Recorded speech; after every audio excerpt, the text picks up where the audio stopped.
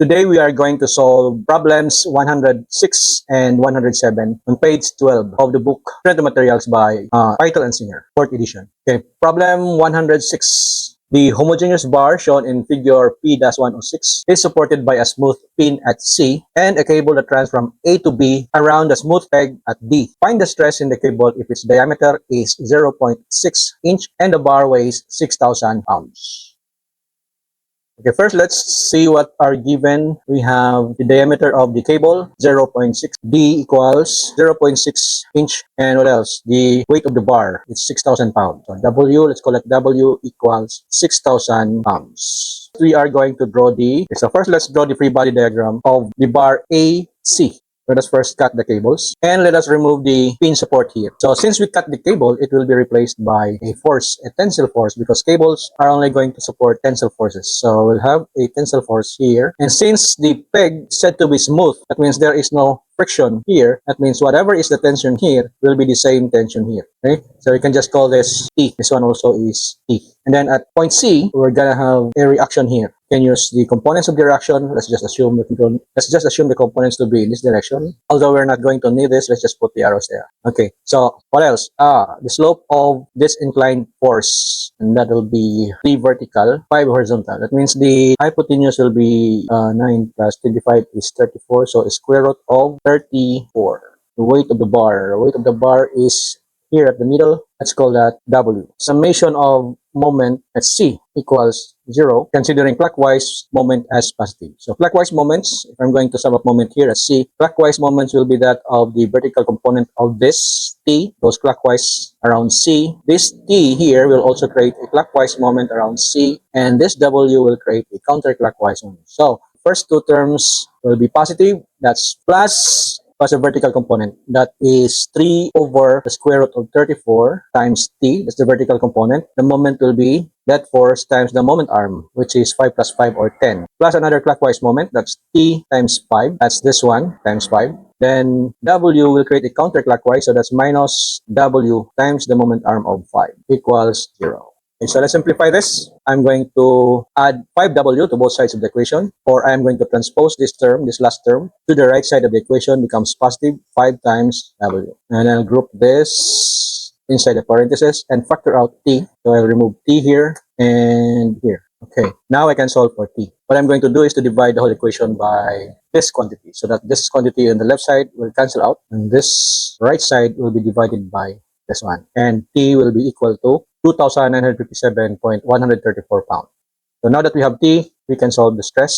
The stress is equal to the tensile force T divided by the area of the cross-section of the cable. And that will be pi times the diameter square divided by 4. We're given the diameter, that's 0.6 inch. So we'll have our answer, 10,458.72 psi. Next, we'll do problem 107. A rod is composed of aluminum section rigidly attached between steel and bronze sections as shown in figure P-107. Axial loads are applied at the positions indicated. If P and the cross-sectional area of the rod is 0.5 square inch, determine the stress in each section.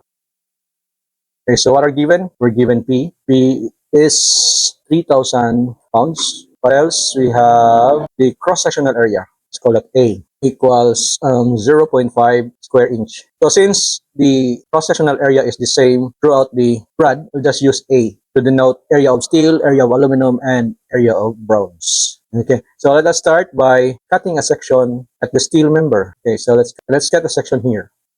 So this is the free body diagram of the left side of the section. You can see that there's a force 4P going to the left. So to make this one in equilibrium, there should be an internal force here, and let's call that P sub ST. And then by summation of forces, horizontal equals 0, considering forces to the right as positive, I will have this equation, P sub ST as positive, minus 4 times P, which is to the left, equals 0. So our P sub ST equals 4 times, and that is equal to 12,000 pounds. So with this value of P sub ST, we can solve the stress in the steel. That's the internal force, P sub ST, divided by the area. A sub ST, or we are just using A here. So equals 24,000 psi.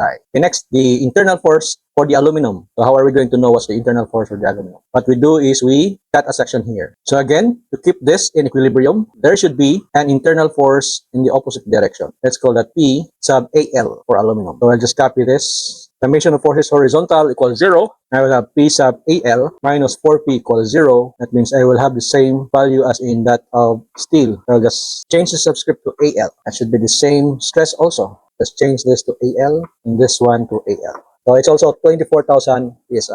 Okay, next for the bronze. So let's cut a section here. Okay, so is this in equilibrium? No, because this one is 4P, this one is P, so we need another force in this direction to keep this in equilibrium. And that will be the internal force of the bronze. Let's call that P sub BR.